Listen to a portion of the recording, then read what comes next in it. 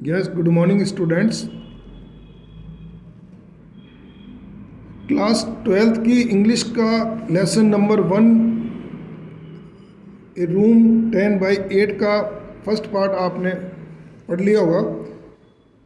Second part हम आज देखते हैं। क्वेश्चन नंबर 6 तक आपको फर्स्ट पार्ट में बता दिया गया था। आज 7 से स्टार्ट करते हैं।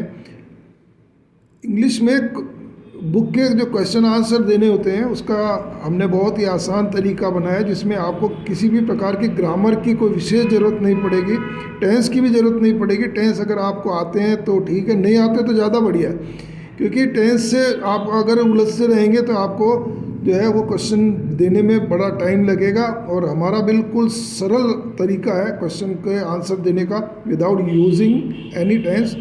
इसमें क्या है कि आपको क्वेश्चन में ही आधे आंसर मिल जाते हैं।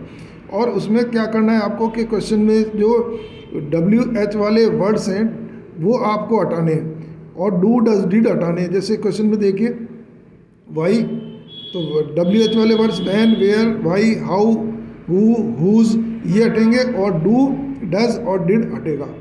तो ये दोनों वर्ड्स हट जाएंगे। और कोई हेल्पिंग वर्ब अगर इसमें है तो हेल्पिंग वर्ब को उठा करके हम कर्ता के बाद में और क्रिया के पहले, कर्ता के बाद, सब्जेक्ट के बाद, लेकिन वर्ब के क्रिया के पहले इनको लगा देंगे। तो आपका आधे से ज़्यादा आंसर क्वेश्चन में से बिल्कुल तैयार मिल जाएगा। तो आपकी आधी मेहनत जो है वो बच जाएगी। बाकी का आपको ये अंडरलाइन किया हुआ है कि क्वेश्चन में से क्या क्या चीज़ें आपको मिलेगी वो अंडरलाइन में है, और आंसर में जो आपको याद करने हैं वो अंडरलाइन किए हुए हैं। तो यहाँ सेकंड पार्ट में आप देखते हैं क्वेश्चन नंबर 7 से हम स्टार्ट करते हैं। Everything had to be forgotten, हर चीज़ जो है वो भूल जाने के लिए है। Everything had to be forgotten, सब चीज़ें भूल जाने के लिए। What does the word everything, everything जो वर्ड है हियर रेफर टू, वो किसके लिए इस्तेमाल किया गया है, रेफर किया गया है। अब ये देखिए इसमें आप जो है व्हाट और डज ये हट जाएगा, है ना, और डज आया तो ये डू अगर आता है जब तो वर्ब में कोई भी चेंज नहीं करना है। अगर डू क्वेश्चन में है तो वर्ब में कोई चेंज नहीं करना। डज अगर है तो उसको एस या एस उठा करके और वर्ब के साथ में यहाँ पर रेफर वर्ब है, क्रिया है, इसके साथ जोड़ जाएगा। और अगर क्वेश्चन में डिड है तो डिड होने पर वर्ब की क्रिया की सेकंड फॉर्म लगेगी। और अगर कोई हेल्पिंग वर्ब आती है, इसमें सहायक क्रिया आती है, तो उसको उठा करके हम कर्ता के बाद में और क्रिया के पहले बीच में डाल देते हैं। तो यहाँ पर देखिए the word everything here refers, यहाँ डज था तो अपन रेफर की जगह रेफर्स कर दिया to the various plans Mrs Malik thought of her doing up, तो जो भी काम उन्होंने मकान के लिए किए थे। The house and the paints supervising the construction, तो मकान बनाने में जो भी उनको दर्द हुए और जो सुपरवाइज करने में, जो मिस्त्रियों से, बेलदारों से काम करने में जो दर्द परेशानी हुई, उन सबको भूल जाना ही ठीक था। तो यहाँ पर देखिए अब याद कर लीजिए एवरीथिंग किसके लिए इस्तेमाल हुआ। The various plans Mrs Malik's thought, जो विचार थे उनमें for doing up the house and the paints supervising the construction. तो एक तो thought for doing up the house और एक पेंट्स सुपरवाइजिंग द कंस्ट्रक्शन, दो चीज़ें इसके अंदर आप याद कर लीजिए। Question number 8, what reason does Mrs. Malik have to be happy and consoled on being transferred from Delhi after acquisition of their new house by the government। तो यहाँ देखिए कि उन्होंने जब नया मकान बनाने के बाद वो उसमें शिफ्ट होना चाहते थे, लेकिन उससे पहले गवर्नमेंट ने उस मकान को एक्वायर कर लिया। तो उसमें उनको स्टार्ट में तो दुख हुआ कि भाई हमने तो रहने के लिए मकान बनाया था और ये गवर्नमेंट ने ले लिया, लेकिन बाद में जब उनको पता लगा कि उसका किराया गवर्नमेंट अच्छा किराया दे रही है और हर महीने एक निश्चित तारीख को वो किराया अपने बैंक खाते में जमा होगा, और प्राइवेट अगर किसी को किराए पे देते हैं तो वो उसके अंदर परेशानियाँ ज़्यादा होती है, किराया भी कम मिलता है। तो वो सारी चीज़ें इसमें दुख और सुख दोनों एक साथ में था। तो अब यहाँ पर देखिए क्वेश्चन में से आपको क्या क्या मिलेगा। तो व्हाट रीजन डस, तो ये डस तक का जो है वो अपन हटा देते हैं। तो मिसेस मलिक, अब यहाँ पर डज आया है, तो डज आया तो अपने को यहाँ वर्ब की हेल्पिंग वर्ब की जो है वो एस या ए से लगाना है।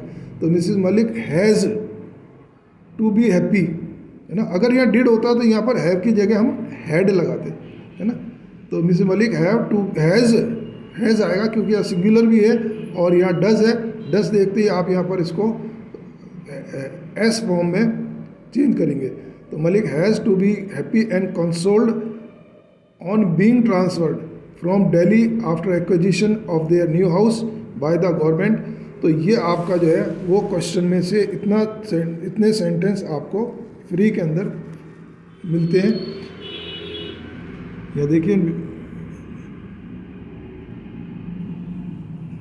तो देयर आर मैनी रीजन्स, ये आप इसमें थोड़ा सा जोड़ दीजिए, देयर आर मैनी रीजन्स। वहाँ एक कारण पूछा है तो वहाँ पर कई कारण थे।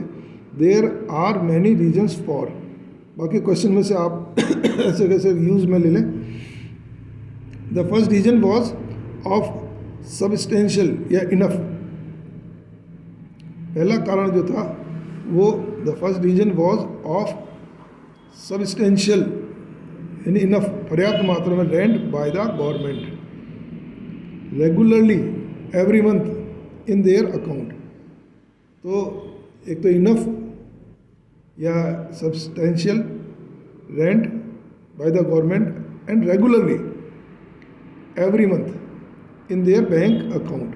Second was that they had not to see the house, they had not to see, उनको मकान नहीं देखभाल नहीं करनी थी। They had not to care the house, क्योंकि गवर्नमेंट खुद सही ढंग से रखती है।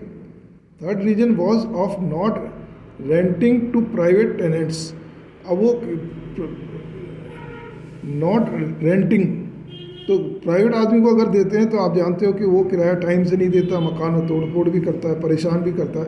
ये सारी चीज़ें जो है वो उनको सुविधा हो गई। 3 कारण हो गए, एक तो इनफ रेंट हो गया, रेगुलरली हो गया और बैंक अकाउंट में डायरेक्ट हो गया। दूसरा कारण ये हो गया कि उनको had not to see the house, had not to care, had not to look after the house. और थर्ड हो गया the not renting to private people भी कर सकते हैं। अगर आप टेनेंट्स वर्ड याद नहीं रहता है तो यहाँ टेनेंट्स लिख सकते हैं, पूरा रटने की जरूरत नहीं, आप खुद भी इंग्लिश बनाने की कोशिश कीजिए। Who suggested the room size of 10 by 8 and to home, तो ये 10 by 8 का जो कमरा स्टोर रूम जो था वो किसने तो इसको सजेस्ट किया और किसको किया। तो हु वाले क्वेश्चन में आप देखिए कि बड़ा आसान रहता है कि केवल हु को हटाना है और जो भी इसमें व्यक्ति होता है, क्योंकि हु किसके लिए, कौन व्यक्ति के लिए आता है, विच आता है निर्जीव चीज़ों के लिए और हु आता है सजीव चीज़ों के लिए। तो यहाँ पर हु हटेगा और जिसने भी सजेस्ट किया था, सुझाव दिया था, उसका नाम आ जाएगा। तो इसमें आपको ध्यान है, Mrs Malik suggested the room size 10 by 8 and 2, और हुम यहाँ पर कौन आया, आर्किटेक्ट के लिए आया। तो ये आर्किटेक्ट, और यहाँ ख़त्म कर सकते हैं, लेकिन अगर इंटेलिजेंट स्टूडेंट है इसको बढ़ा भी सकते हैं। Hired to design the house, तो आर्किटेक्ट जो हायर्ड किया गया था, है ना, टू डिज़ाइन द हाउस, मकान की डिज़ाइन के लिए। तो यहाँ हायर्ड वर्ड जो है वो हायर्ड वर्ड का यूज़ किसी को किराए पर लेना, काम के लिए लेने के लिए हायर्ड का यूज़, जैसे आप टैक्सी हायर करते हैं अपन, है ना। तो यहाँ देखिए, यहाँ तो केवल आंसर में मिसेस मलिक याद करना है और सेकंड आर्किटेक्ट है और थर्ड है hired to design the house. Question 10, she was why was the architect perplexed, वो परेशान हो गया था, परप्लेक्स हो गया था, किससे, मिसेस मलिक से। क्यों हो गया था, क्योंकि जो 10 by 8 10 by 8 का जो स्टोर रूम वो अपनी सास के लिए बनाना चाहती थी, वो उसका आर्किटेक्ट उससे बहुत ही सुन करके बड़ा उसको बुरा लगा, क्योंकि उनकी किसी मिस्टर मलिक की मदर के लिए इस तरीके के विचार रखना बहुत गलत था। तो इसमें देखिए आप क्या क्या हटेगा। इसमें क्वेश्चन 2 तरीके का दिया है। Why was architect puzzled, why was architect puzzled by Mrs Malik's observation. तो इसमें आंसर तो वही ही दे दिया, है ना, पहले का आंसर तो इसी में आ गया। तो आर्किटेक्ट पजल्ड या परप्लेक्स्ड दोनों में से आप यूज़ कर सकते हैं। तो आर्किटेक्ट पजल्ड या perplexed by Mrs Malik's observation, उनके ऑब्जर्वेशन से, for her statement that she would use the proposed small room for her mother in law, है ना। तो for her statement that she would use the proposed small room for her mother-in-law and after her it could be converted into a store room. It could be converted, और उसको convert किया जा सकेगा in a store room. He could never imagine it. उनको ऐसा कोई भी विश्वास नहीं था, कल्पना नहीं कर सकते थे।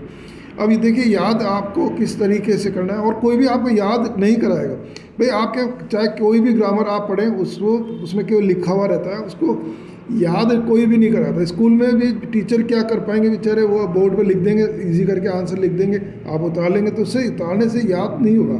How to learn the question, answer of the question, वो देखिए। तो आधा आंसर आपको क्वेश्चन में से मिला। उसके बाद में for her statement for her statement that she would use, इसमें याद केवल ये करिए, शी तो आप लिख ही लेंगे, दैट भी लिख लेंगे, वुड यूज़, अब ये प्रपोज नहीं भी लिखेंगे तो भी चल जाए, would use the small room for her mother in law, है ना। किसके लिए, किसको, स्मॉल रूम को, किसके लिए, for her mother in law. And after her, और उनके बाद इट कुड बी यूज्ड, ये एक्टिव से पैसिव हुआ इसलिए इसमें बी का यूज आया। It could be used, it could be converted या यूज्ड कर लें आप, could be used into a store room के रूप में। Question number 11, in what manner was Mrs Malik daughter in law similar to the figure in the sketch. तो वहाँ पर जो स्केच थी उसमें मिस्टर मलिक के बेटे की जब शादी हुई तो उसकी जो बहू आई वो बिल्कुल वैसी लगती थी जैसे वहाँ पर एक जो फोटो मूर्ति टाइप की बनाई गई थी। तो इसमें देखिए आपके ये क्या क्या हटेगा, इन व्हाट मैनर ये हट जाएगा, और वॉज मैनर को यूज़ भी कर सकते हैं वैसे। अब यहाँ पर डू डज डिड नहीं आया, बल्कि क्या ये हेल्पिंग वर्ब आई है, और हेल्पिंग वर्ब इज MR को हम क्या करते हैं, सब्जेक्ट और हेल्पिंग वर्ब, सब्जेक्ट और वर्ब, कर्ता और क्रिया के बीच में लगाते हैं। तो Mrs Malik's daughter in law was similar to the figure in the sketch, किस किस तरीके से, या देखिए आप, the colour Mrs Malik daughter in law was similar to the figure in the sketch by many manners. इसमें मैनी वर्ड याद कर लीजिए कई तरीके से, है ना। एक सेंटेंस आपको फ्री में मिलता है, बाई मैनी मैनर्स। यहाँ जो है ये मैनर्स यहाँ आया था, इसको यहाँ ले लेंगे। तो देखिए किस तरीके आंसर बनेगा, Mrs Malik's daughter in law was, ये देखिए सब्जेक्ट खाली मिसेस मलिक नहीं है, Mrs Malik's daughter in law was similar to the figure in the sketch by many manners. Learn हुआ क्या, बाई मैनी मैनर्स, कई तरीके से। The colour of her sari was similar to that, एक तो साड़ी का कलर था, that of the figure in the sketch. तो दोनों की साड़ियों का कलर भी सेम था। The colour of her sari was similar to that of figure in the sketch. She was wearing maroon sari, और उनकी बहू डॉटर इन लॉ और जो स्केच में थी लेडी, उन दोनों मैरून कलर की साड़ी पहनते थे। आपको समझ में आ रहा है, याद हो रहा है? इसको देखिए, आप 2-3 बार रिपीट कीजिए, 2-3 बार अगर इसको ध्यान से सुनेंगे तो आपको ये जो है वो ऑटोमेटिक लर्न हो जाएगा। पहली बार में थोड़ा सा कम, उसके बाद सेकंड और थर्ड टाइम में अगर 3 बार आपने सुन लिया तो इसके मोस्टली जो आंसर है वो आपको याद हो जाएंगे। और इस धीरे धीरे मैं आपको ऐसा तरीका बताऊँगा कि आपको केवल अगर हिंदी में भी ये चीज़ याद है, क्वेश्चन के आंसर है, तो you can write the right answer, सही तरीके से answer in your own words, आपके खुद के शब्दों में उनको आप लिख पाएंगे। And not only the question answer, केवल ये क्वेश्चन आंसर नहीं, बट एनी टाइम एनीवेयर, कहीं भी किसी भी समय you can write English and write in right way. सही तरीके से आप कैसे इंग्लिश लिख सकेंगे, and without using any grammar, no use of grammar, कोई आपको ग्रामर के झंझट में पढ़ने की जरूरत नहीं है। No need to be knowledge of your translation और टेंस, न ट्रांसलेशन की जरूरत पड़ेगी न आपको टेंस की जरूरत पड़ेगी। And you can write and speak English, but you have to be patience, आपको पेशेंस रखना पड़ेगा, थोड़ा धैर्य रखना पड़ेगा। तो इनको आप थोड़ा रिपीट कीजिए और ज़्यादा से ज़्यादा अपने फ्रेंड्स के साथ में इसको शेयर कीजिए, उनको भेजिए और उनसे पूछिए इसमें आपको क्या क्या चीज़ें अच्छी लगी। तो आपको बहुत जल्दी बहुत ज़्यादा फ़ायदा होगा।